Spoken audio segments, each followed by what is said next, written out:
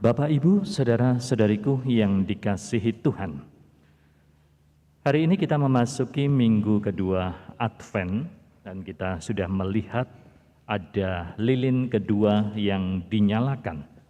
Dan itu adalah satu simbol bahwa perjalanan kita semakin dekat. Kita semakin menuju kepada terang. Atau bisa juga kita katakan terang semakin bersinar dalam kehidupan kita. Oleh karena itu saudara-saudari, tadi kita mendengarkan seruan dari Yohanes Pembaptis. Bertobatlah sebab kerajaan surga sudah dekat. Saudara-saudariku yang dikasihi Tuhan, perjalanan kita memang adalah perjalanan menuju kepada keselamatan. Dan itu perjalanan yang sangat panjang. Perjalanan yang membutuhkan kerjasama, perjalanan yang membutuhkan saling tolong-menolong. Oleh karena itu, pada hari ini kita disadarkan bahwa ada saudara-saudari kita yang mungkin jalannya tidak bisa secepat kita. Ada dari mereka yang memiliki kelemahan-kelemahan, mereka yang tadi kita katakan sebagai difabel, mereka yang memiliki perbedaan, ya, punya sesuatu yang berbeda dengan kita. Maka tadi kita melihat bagaimana saudara-saudari kita walaupun tidak memiliki mata secara fisik atau mereka tidak mampu melihat secara fisik, tetapi tadi kita menyaksikan bagaimana mereka bisa mewartakan sabda Tuhan. Ternyata mata fisiknya dia alihkan ke jari-jarinya. Dan melalui jari-jarinya inilah dia bisa membaca. Sesuatu yang mungkin agak berbeda dengan kita yang lain. Maka mereka menggunakan kemampuan yang lain. Kalau kita justru tidak bisa membaca dengan jari. Tetapi saudara-saudari kita tadi justru mereka bisa membaca dengan jari. Maka mereka memiliki sesuatu yang berbeda. Kemampuan mereka berbeda dengan kita. Maka itu yang biasa kita sebut sebagai different ability. Kemampuan mereka berbeda dengan kita. Nah, saudara-saudariku yang dikasihi Tuhan, ketika kita masih harus melakukan perjalanan dan kita juga melihat ada saudara-saudari kita yang mungkin masih membutuhkan bantuan, mari kita melihat sejenak. Mari kita berhenti sejenak dan menolong mereka. Itulah paling tidak gambaran di dalam perjalanan hidup kita. Mungkin kita juga memiliki orang tua yang dalam tanda kutip jalannya sudah tidak secepat kita. Maka mau tidak mau kita harus melambatkan langkah kita supaya kita bisa menemani saudara-saudari kita yang lain itu. Itulah kurang lebih gambaran di dalam perjalanan hidup kita. Kita sebagai satu komunitas, sebagai satu gereja, ya, kawanan, kita berjalan bersama. Saudara-saudari, tadi kita mendengarkan tentang baptis. Maka kita juga diingatkan bahwa kita semua adalah orang-orang yang sudah dibaptis. Kita adalah orang-orang yang memang menjadi pengikut-pengikut Tuhan Yesus. Tetapi kembali lagi diingatkan bahwa yang menyelamatkan itu bukan kelompok kita ini. Maka baptis saja itu tidak bisa menjadi kekuatan bagi kita bahwa lalu kita katakan saya pasti selamat. Baptis tidak menjamin itu. Baptis itu hanya membuat kita masuk dalam satu kawanan.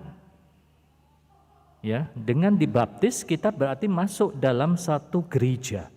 Lalu kemudian kita berjalan bersama-sama. Kita berjalan menuju kepada Yesus. Oleh karena itu yang dibutuhkan adalah keyakinan, kepercayaan. Itulah yang harus menjadi proses-proses kehidupan kita. Maka simbol-simbolnya selalu dimunculkan dalam liturgi kita. Dari awalnya gelap, ada satu terang, kemudian sekarang ada dua terang, terus demikian semakin lama semakin kita menuju kepada terang yang sejati. Nah saudara-saudariku yang dikasihi Tuhan, maka bagaimana kita bisa sampai pada terang yang sejati itu? Yohanes Pembaptis menyerukan bertobatlah. Inilah salah satu cara supaya kita bisa semakin berjalan menuju terang. Saudara-saudari, seringkali kita mengalami kebingungan mengenai dosa. Dosa itu bagaimana? Maka apakah atau seringkali ditanyakan, Romo ini dosa atau tidak? Atau ini termasuk yang harus diakukan atau tidak dan sebagainya, ya. Maka saudara-saudari, di dalam perjalanan hidup kita yang paling mudah untuk menentukan apakah kita berdosa atau tidak, ingatlah 3 hal ini. Yang pertama adalah tahu, yang kedua adalah mau, dan yang ketiga adalah mampu. Ya, jadi 3 hal ini, tahu, mau, dan mampu. 3 hal inilah yang akan menentukan seberapa besar kita sudah melawan Tuhan. Tahu itu adalah soal pengetahuan, soal akal budi, ya. Maka di sini kita pasti sudah bisa membedakan pengetahuan seorang anak dengan pengetahuan orang yang dewasa tentu berbeda. Pengetahuan awam dengan pengetahuan seorang imam tentu berbeda. Karena dia punya gradasi pengetahuannya berbeda. Seorang imam dia mengetahui karena dia belajar banyak hal sebelum ditabiskan. Maka tingkat pengetahuannya jauh lebih tinggi dibandingkan dengan awam.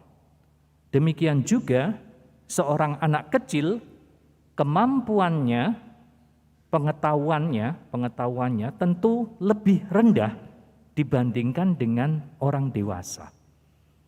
Pengetahuan tentang apakah ini baik atau tidak baik. Ya, jadi itu pengetahuan intelektualnya menentukan di situ. Maka gradasinya tertera di situ.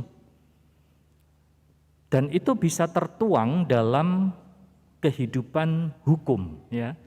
Maka kan sering kita mendengar kalau anak kecil walaupun dia melakukan kejahatan tetapi karena dia masih di bawah umur, maka dia bisa dianggap bebas. Karena tingkat pengetahuannya sebenarnya belum sampai. Ya, jadi itu ukuran dosa, pengetahuan itu penting. Tetapi kita tidak bisa katakan orang dewasa, saya tidak tahu Tuhan, itu tidak bisa. Ya, jadi itu mengikuti perkembangan kemanusiaan kita. Kita tidak bisa katakan waktu kita jalan di lalu lintas, lalu kemudian kita sebagai orang dewasa lalu kita katakan lalu melanggar, lalu katakan saya tidak tahu Pak Polisi. Nggak bisa. Itu sudah sewajarnya kita harus tahu. Itu kalau kita orang dewasa. Ya, jadi kita tidak bisa bermain-main dengan itu, saya tidak tahu. Ya. Itu harus mengikuti perkembangan kemanusiaan kita. Nah, itu soal tahu, pengetahuan. Lalu kemudian mau itu soal niat. Ya. Apakah saya berniat untuk melakukan sesuatu yang tidak baik? Ya, jadi itu dari dalam diri. Itu diri kita sendiri yang tahu karena kita punya niat. Maka niat saja itu juga sudah merupakan dosa. Ya. Jadi sudah tahu, mau, dan mampu. Mampu itu berarti ya kita memang mampu melakukan. Ya, ada orang yang punya niat, tetapi kemudian dia tidak punya kemampuan untuk melakukan itu. Ya, jadi ya mungkin kita ambil contoh saudara-saudari kita ya yang kemampuannya terbatas ya. Misalkan dia tidak punya kaki yang lengkap misalkan. Dia ingin mengambil barang. Itu sudah dosa karena sudah punya keinginan ya. Tetapi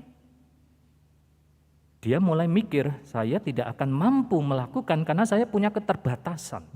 Maka ketika dia mau melakukan sesuatu yang jahat, dibatasi oleh ketidakmampuannya.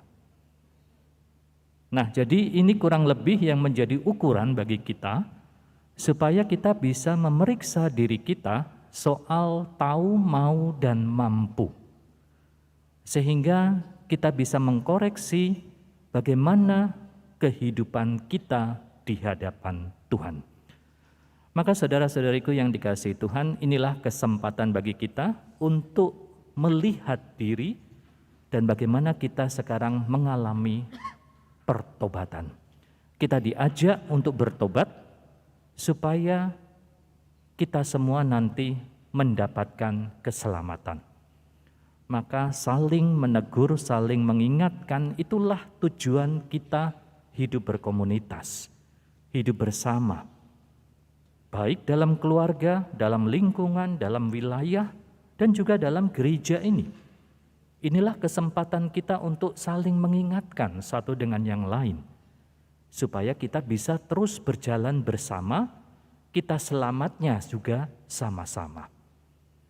Maka mari saudara-saudariku yang dikasihi Tuhan, melalui inspirasi-inspirasi ini dan kita juga ditolong dengan saudara-saudari kita yang memiliki keterbatasan tertentu, maka mari kita terus menjalankan tugas dan kewajiban kita untuk terus bersama-sama mencapai keselamatan.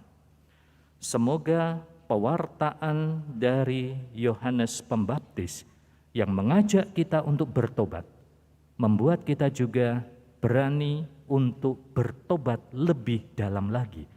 Bertobat yang bukan hanya ya asal mengucapkan ya, tetapi pertobatan yang sungguh-sungguh dari dalam hati kita. Semoga itu semua membawa keselamatan bagi kita dalam perjalanan menuju keselamatan abadi.